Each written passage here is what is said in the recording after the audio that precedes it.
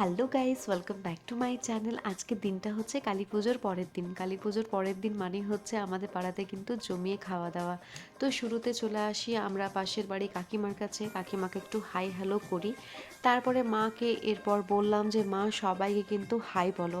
তো দেখুন এতদিন পর আমার মা লজ্জাটা সাইড করে পরে সবাইকে হাই বলছে। মানে কতদিন পর দেখুন ক্যামেরার কাছে আমার মা নিজের থেকে আসছে। তো এটা আমার দেখে খুব ভালো লাগলো। তারপর দেখা হয়ে গেছে একটা দিদির সাথে, মানে দিদির সাথে অনেক দিন পর দেখা, তার জন্য দেখুন টেবিলে বসে কত সুন্দর আমাকে দেখে হাসছে। তো যাই হোক, তারপর চলে এলাম আমরা গণপতি বাপ্পা মরিয়ার কাছে। আমার মা কিন্তু এখানে প্রণামও করতে শুরু করে দিয়েছে। আর তার পাশাপাশি দেখুন কার সাথে দেখা, মানে আমাদের পাড়ার যে কুকুরগুলো আছে তাদের সাথে। মানে এরা সত্যি বলতে খুবই ভালো। আর জানেন তো, এরা আমাদের প্রচণ্ড হেল্প করে। যখনই আমরা বাইরে যাই তখনই আমাদের পেছন পেছন যায়। তো আমাদের সাথে সাথে এদেরও কিন্তু ভালো রকমই আজকে পেট পুজো হবে। তো এবার মাকে বললাম যে চলো এবার কালী মন্দিরে একটু প্রণাম করি।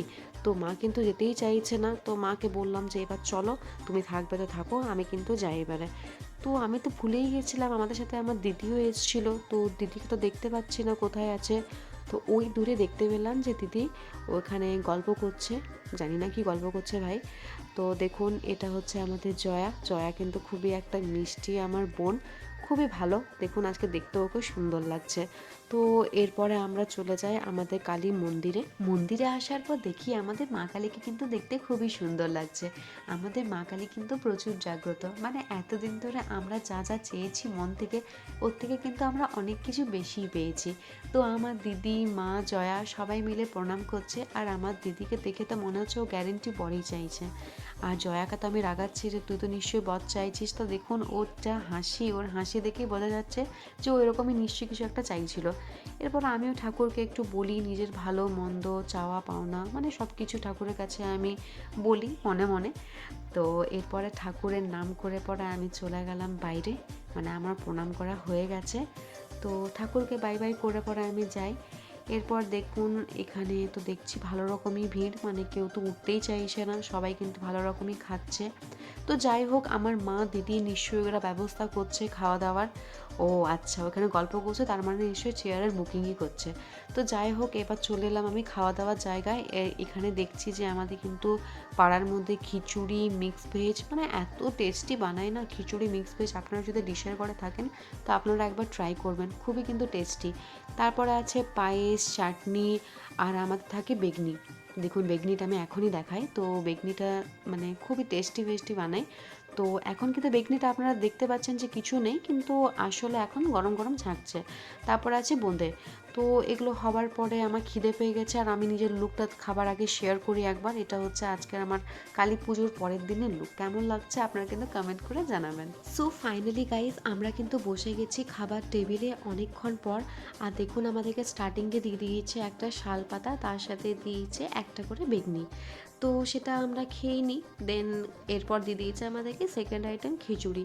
খিচুড়ি আমাদের পাড়াতে এতটাই টেস্টি বানায়, যদি আমরা তরকারির সাথে যদি নাও খাই তাও কিন্তু চলে যাবে, কিন্তু তরকারির সাথে যদি খাই তো সেটা হচ্ছে একদম অসম যাকে বলে।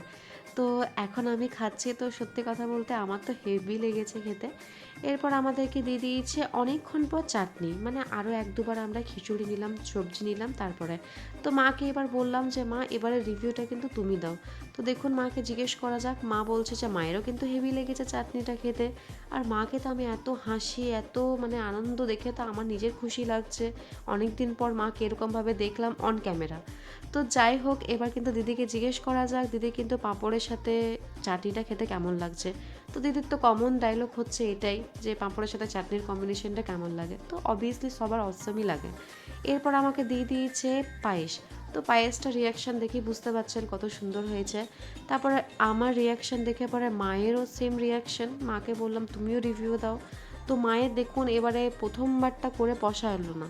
তো মা ওর জন্য আরেকবার সেম রিয়াকশান দিল। তো আমরাও এটা জিনিসটাকে খুব এনজয় করছিলাম, হাসি খুশি মানে করে পরে আমরা সবাই মিলে কিন্তু খাবার খাচ্ছিলাম। তো এরপর আমাদেরকে দিয়ে দিয়েছে একদম লাস্ট আইটেম বোঁদে। তো দিদিকে বললাম যে কেমন বল, তুই বল লাস্টে। তো বলছে খুবই মিষ্টি। তো বোঁদে তো অবভিয়াসলি মিষ্টি হবেই। সো গাইস, আমাদের কিন্তু খাওয়া দাওয়া শেষ হয়ে গেছে। এরপর আমি চলে এলাম মন্দিরে একটু প্রণাম করতে, আমি আর মা। আর দিদি কিন্তু চলে গেছে আমাদের বাড়ি। তো এখানে দেখুন কাকিমাগুলো কি গল্প জুড়েছে, আর একটা কাকিমা তো শুয়েই গেছে, আসলে অনেক থকে গেছে, কালী পুজোর উপোস ছিল তো তার জন্যই, বুঝতে পারছি। তো দেখুন এখানে মাকে বলছিলাম যে মা এবার তুমি কিন্তু চলো। আর এখানে দেখছি বাইরের পরিস্থিতি কী, তো দেখছি বাইরে কিন্তু এখনও সবাই খাবার খেয়েই যাচ্ছে। তো যাই হোক সবাই কিন্তু খাক। আর এবারে মাকে বললাম যে চলো এবার কিন্তু আমাদেরকে বাইরে যাবার আছে, আজকে আসলে একটু বাইরে আমরা যাব। তো যাই হোক, তো মা এবার আস্তে আস্তে আসছে, এবার কিন্তু বাড়ি যাব, কি মজা। তো যাই হোক এবারে এলাম মানে কিছুটা রাস্তা, তারপর দেখছি যে মা এখানে আবার প্রণাম করা শুরু করে দিয়েছে। মানে সিরিয়াসলি মাকে তো এবার বাড়িতে যেতে হয়। মানে আমার মা যদি বাইরে কোথাও যায়, তো কোনো মন্দিরে গেলেই তো 5-10 মিনিট তো প্রণাম করতে সময় লাগেই মায়ের, পার্সোনালি মানে এক একটা করে ঠাকুরকে। তো যাই হোক মা প্রণাম করা শেষ হচ্ছে না, তো মাকে বললাম যে চলো এবার চলো, আর ভালো লাগছে না। আর এখানে আমি মনে মনে ভাবছি মা ঠাকুরকে কী এত চাইছে, মানে প্রতিবার যখন মা মন্দির যায় তো মা কী ঠাকুর কেমন চায়। তারপর দেখুন কিছুটা রাস্তা এলাম, মায়ের আবার কিন্তু স্টপেজ হয়ে গেল, এখানে দাঁড়িয়ে গেল। এখানে দাঁড়িয়ে পরে আবার প্রণাম করছে। এবার কিন্তু আমি প্রচণ্ড বিরক্ত হয়ে যাচ্ছি যে চলো যাবার আছে, দেরি হয়ে যাবে, বাবা কিন্তু বকবে, জলদি চলো। তো মা কিন্তু একটু রেগে রেগে আসছে, মায়েরও কিন্তু খুব রাগ লাগছে, তখন থেকে মাকে কিন্তু আমি চেঁচাচ্ছি। তো যাই হোক মাকে বললাম যে চলো এবার বাড়ি পৌঁছে গেলাম, এবার চলো তোমাকে একটু ভালোবেসে নিই। তো যাই হোক মায়ের উপর তখন থেকে একটু রাগ দেখালাম। তো যাই হোক মাকে একটু ভালোবাসলাম, আর সবাইকে এখানে বাই, মাকে বললাম যে সবাইকে বাই করো, তো মা বলছে কী করে করবো। আর দেখুন হাসতে হাসতে ঘর চলে যাই।